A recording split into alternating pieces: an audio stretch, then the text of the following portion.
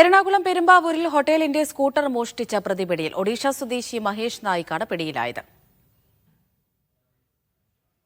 Lydia Jacob വിവരങ്ങൾ നൽകും. Lydia, ഈ മോഷണം ഇത് എപ്പോഴായിരുന്നു? പ്രതിയെ എപ്പോഴാണ് പിടികൂടിയത്?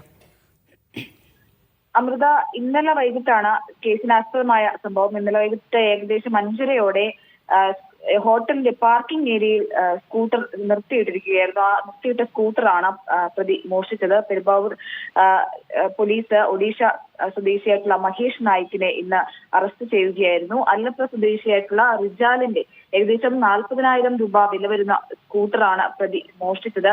പിന്നീട് പോലീസിൽ